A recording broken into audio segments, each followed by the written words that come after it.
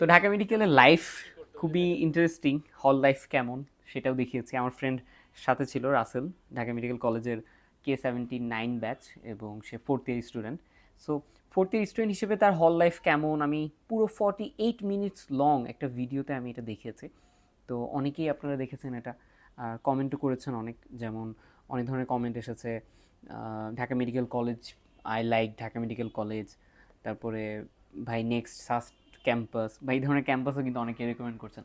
তো খুবই ভালো লাগছে। আর যেটা মূল কথা, যে আপনারা এই ভিডিওটা যদি দেখেন বা এর সাথে আমার আগের ভিডিওগুলো যদি দেখেন, চট্টগ্রাম বিশ্ববিদ্যালয়, চুয়েট, বা আমি আমার নিজস্ব বিশ্ববিদ্যালয় দিয়ে কিন্তু শুরু করেছিলাম, ঢাকা ইউনিভার্সিটি, যেটা প্রায় 50 মিনিটের একটা ভিডিও ছিল।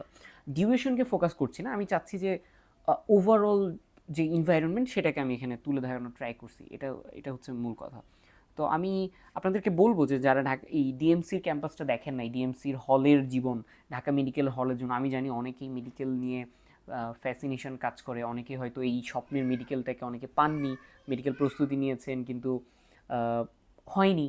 তো আমার মনে হয় এই ভিডিওটা আপনাদের দেখা উচিত, বা যাদের হয়েছে তাদেরও দেখা উচিত। চট্টগ্রাম ইউনিভার্সিটি আছে, চুয়েট আছে, ইঞ্জিনিয়ারিং যারা আছেন, আর সাথে হচ্ছে আমার ঢাকা ইউনিভার্সিটি আছে। তো সব ধরনের ক্যাম্পাসগুলো কভার করা ট্রাই করবো। নেক্সট কোন ক্যাম্পাসে যাওয়া দরকার, বা আপনাদের মনে হয় যে কোনটাতে গেলে ভালো হয়, অলরেডি বুয়েট বলেছেন অনেকে। তো এগুলো বাদে যদি কোনো ক্যাম্পাস থেকে আমাকে সাজেস্ট করতে পারেন। তো এই তো, আমি জাস্ট বলবো এখানে যে আপনারা জাস্ট ডিএমসির এই নতুন ভিডিওটা, এটা জাস্ট একবার চেক করেন, খুবই ভালো লাগবে।